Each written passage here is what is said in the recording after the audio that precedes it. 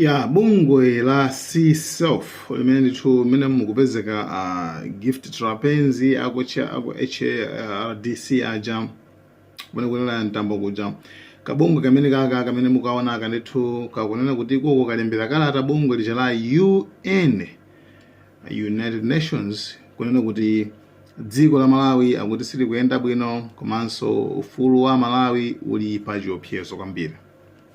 So koma palizi mzimene zake zimangodabwitsa kwambiri kuti I don't know kuti chimachitika ndiyani. Komano zinthu zina like kaya sindikudziwa maganizo ndorani. Mbuyo mu tinali ndi zochitika zambiri zimene zimachitika mu dziko la Malawi. One chimene chimaopsa kwambiri chona kuti Amalawi mbuyo mu ufulu analibe ukapanga mademo. Ukapita kunsewu kukaonetsa kuti sukukondwa ndi zimene zikuchitika umakhapido amene kuchako amene sinkhani yobisa yayi and anyamata azikwanje sikuti anali anyamata oti aliyesa amadziwa kuti kwa anyamata azikwanje anyamata amene ajawo samamangidwa amankhala chete kumano onse panapezekeko ndi tsiku limodzi lomwe limene ndithu bungwe limene lili akuti C-Self ina gift trapenzi imene analemba kalata kulembera UN kuti ayi ifeyo kunokuma kuti ayi amankhala chete right. Kwachitika zinthu zambiri zoopsa kwambiri and inuyonso mukudziwa, inuyonso ni mboni Amalawi komano sanalembeko kalata inali yonse ena kuti panopa dziko la Malawi anthu akuphwanyiridwa ufulu inuyo even zimene zimachitika nkhani yanamiwa even maboma ena maiko ena analowererapo kuti ifeyo makamaka izi sizikutisangalatsa yayi. Nthawi imene jaya anthu amene wawo anali kuti lero akabwera kanena kuti aya papa APM like sakuyendetsa bwino dziko and like really like anthu ndosowesa choyankhula like kusowesa choyankhula to be honest. Inu munali kuti where were you all this time, all these years? Where were you? Amalawi nthu alila kwambiri alila 5 years kufusa kuti HRDC ili kuti palibeze. Lero toyamba mabwira makamankhani kuza ndi mathanyula mathanyula apasa ufulu anthu amathanyula no malamulo a Malawi za mathanyula kulibe.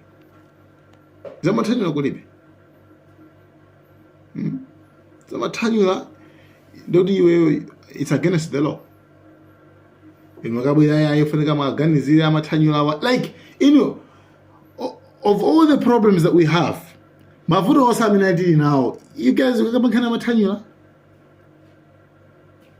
Okay, nkhani namba nalimene. Nkhani number 2, now you're talking about ufulu ya papa ufulu bakuti makuti I don't know. And I move for just I think anthu amene wangoyankha kuti munali kuti choyambira munali kuti before this munali kuti ufulu mukampatse munthu wachikwanjeyo amene waphwanya ufuluso wa anthu ena. Doesn't make sense. Why you wanna protect somebody amene akuphwanya maufuluso anthu ena? Like for what?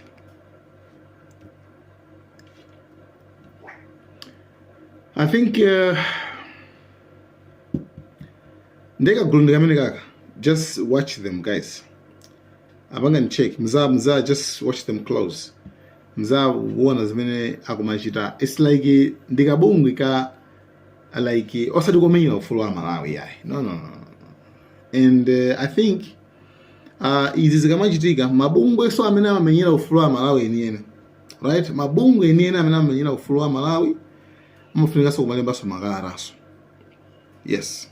Kulembaso makalataso kulembera ku UN ndikwauza kuti akuluakulu abo kambazi nzabodza awatuma ndekuti ndachina amene watumawo tikwadziwanso kaleso amene akuatumawo. So I think izinthu ngati zimenezi we just have to be vigilant and we should not tolerate this.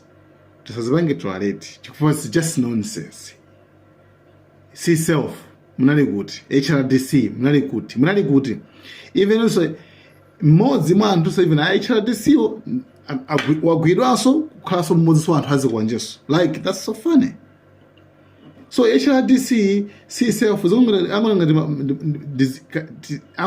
ngati mabungwe achina MCP noti mabungwe omenya ndi ufulu ndi osamanamizira Malawi kuti mmamenyera ufulu wa Malawi. No, that's nonsense. That's nonsense. Peza ndi china chochita kapena boyayi pangani zoti zikuthandizeni. So actually yeah, just anthu oma mitu kwambiri mukalembere UN kuti UN yeah ufulu wa Malawi kuphwanyidwa ufulu wake wazigawe ngawo. Because the whole issue story, the whole story ndizazigawenga kufuna amamanga wapasa bill kamanga wapasa bill, that's okay. Chifukwa unzimena amanga nsi unaosa amakhapa anthu khapa apa khapa uko khapa, that's all. So what do you want?